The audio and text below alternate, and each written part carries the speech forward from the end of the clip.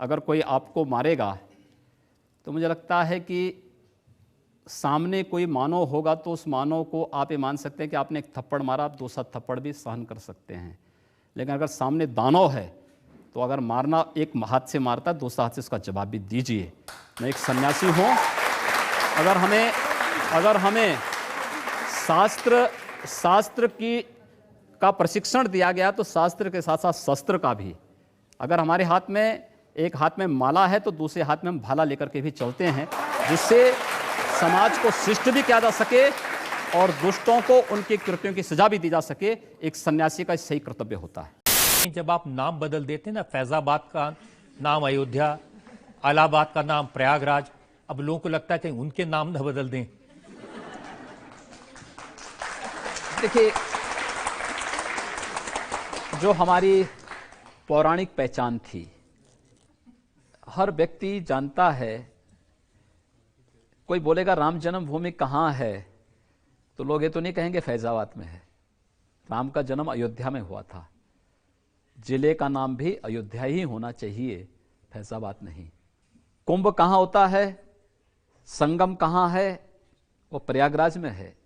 तो स्वाभाविक रूप से जनपद का नाम इलाहाबाद नहीं बल्कि प्रयागराज होना चाहिए, और हमने वही किया है। उसका पौराणिक पहचान दी है, कोई नाम हटाया नहीं। जो नाम पहले था और जो उसकी पहचान थी, उस पहचान को पुनर्स्थापित किया है, किसी का नाम बदला नहीं। अब देखिए सोशल मीडिया में क्या चल रहा है, ऐसे उन्होंने तस्वीरें छापी हैं, आपको आमिर खान का फोन आता है, आप कहते हैं अब तुम्हारा नाम कल से अमर खन्ना होगा।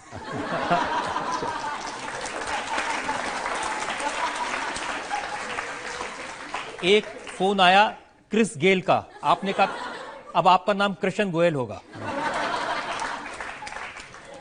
अगर यूसुफ खान अपने नाम दलीप कुमार रख सकते हैं तो कोई और भी रख ले तो कौन सी बुरी बात है।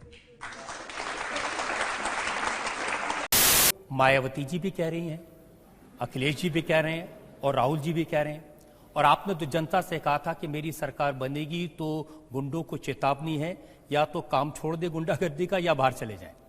लेकिन हालत तो खराब है। हमने कहा है और हम करेंगे भी। आप देखेंगे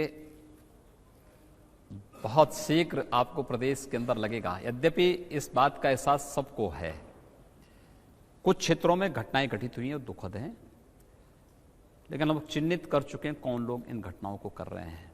क्योंकि जो लोग बेरोजगार हो गए हैं, जिन लोगों के अनैतिक और अवैध कृत्यों पर सरकार ने लगाम लगाया है, यहां पर इलीगल स्लॉटरिंग होती थी।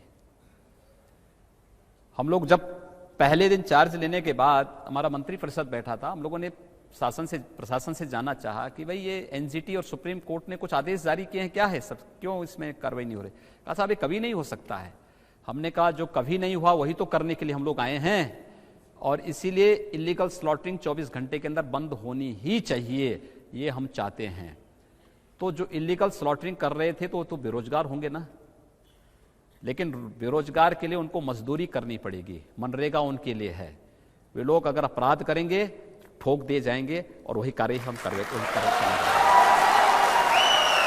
कोई बुरा नहीं किया। अगर किसी विदेशी आक्रांता के द्वारा किसी विदेशी आक्रांता के द्वारा किसी कालखंड में कुछ ऐसा कार्य किया गया है, उसको बदला जाना चाहिए। यह देश की सांस्कृतिक आजादी की लड़ाई भी है। सही बात है। तो आप ताजमहल का नाम राम महल कर सकते हैं, क्यों नहीं करेंगे? कर देंगे, बिल्कुल किया जाना चाहिए। आवश्यकता है तो किया जाना चाहिए। चलेगा तो जो मुमताज महल के लिए शाहजहां ने ताजमहल बनाया, उसको जांच का विषय है, चर्चा करिए ना इस पर कभी खुले मंच पर। अच्छा, तो इसका मतलब जो भी पुरानी विरासत है, अगर कहीं लाल कोई विरासत नहीं, कुतुब मीनार जो देश के हित में होगा हमें वह कदम सख्ती के साथ उठाना चाहिए, बिना सोच, बिना लौंग लपेट के, बिना संकोच के। तो जो देश के हित में, देश की सुरक्षा के हित में है, आने वाली पीढ़ी के भविष्य के हित में, हमें वो कदम उठाने में कोई संकोच नहीं करना चाहिए। तो योगी जी आप ये मानते हैं, आप थोड़ा गुस्से में हैं, तो मैं कोई गुस्सा नहीं हूं। मैं आपको बता रहा हूं, आप चूंकि मुझे कह रहे हैं, मुझे भय है कि आपको फिर पसीना ना हो जाए। लेकिन ये आपकी जो रेपुटेशन है सिर्फ यहां नहीं है, अमेरिका तक, न्यूयॉर्क टाइम्स में खबर छपी, हफिंगटन पोस्ट है उसमें खबर छपी। उन्होंने लिखा कि योगी आदित्यनाथ का मुख्यमंत्री बनने का मतलब है भारतीय जनता पार्टी हिंदू वोट का कंसोलिडेशन करना चाहती है। मैं नहीं समझ पा रहा हूं कि हिंदू तो दुनिया का सबसे उदार मनुष्य है। दुनिया के अंदर कोई ऐसा व्यक्तित्व बताइए कि जिसने इतनी उदारता के साथ दुनिया के किसी मत, किसी मजहब या किसी सेक्ट को अपने यहां सम्मान दिया हो, फलने फूलने का अवसर दिया हो। फिर हिंदू से इतनी चिढ़ क्यों? और मुझे गर्व है कि मैं हिंदू हूं, लेकिन एक हिंदू होने के नाते मुझे अपने उन दायित्वों का भी निर्वहन करना है कि प्रदेश में हर व्यक्ति का विकास और प्रत्येक 22 करोड़ जनता की सुरक्षा का दायित्व भी मेरे ऊपर है। मुझे ये करना है। हमारा मंत्रिपरिषद और इस मंत्रिमंडल से जुड़ा प्रत्येक सदस्य उसके लिए पूरी तरह प्रतिबद्ध होकर के कार्य करेगा। क्योंकि कल ही वो कह रहे थे अमेठी के लोगों से कि नरेंद्र मोदी जी मंदिर में जाते हैं, मंदिर से आके झूठ बोलते हैं। देखिए, मैं इसको अपनी एक वैचारिक विजय मानता हूं। जब हम लोग राहुल गांधी को जनेऊ दिखाते हुए देखते हैं, अपने को एक्सीडेंटल हिंदू कहते थे। एक्सीडेंटल हिंदू से आज जनेऊधारी हिंदू तक की जो यात्रा है, ये हमारी वैचारिक विजय है। और ये वैचारिक विजय इस बात को लेकर के कि जो हम कहते थे कि गर्व से कहो हम हिंदू हैं, और मुझे लगता है कि आज राहुल गांधी को भी इस बात का एहसास हो रहा है कि हिंदुस्तान में रहना है तो जनेऊ और टीका दिखाना ही पड़ेगा, मंदिर जाना ही पड़ेगा। अगर उसको इस बात का एहसास है तो मुझे लगता है ये हमारी विजय है। और राहुल गांधी ने स्वयं साबित किया है कि पंडित नेहरू गलत थे।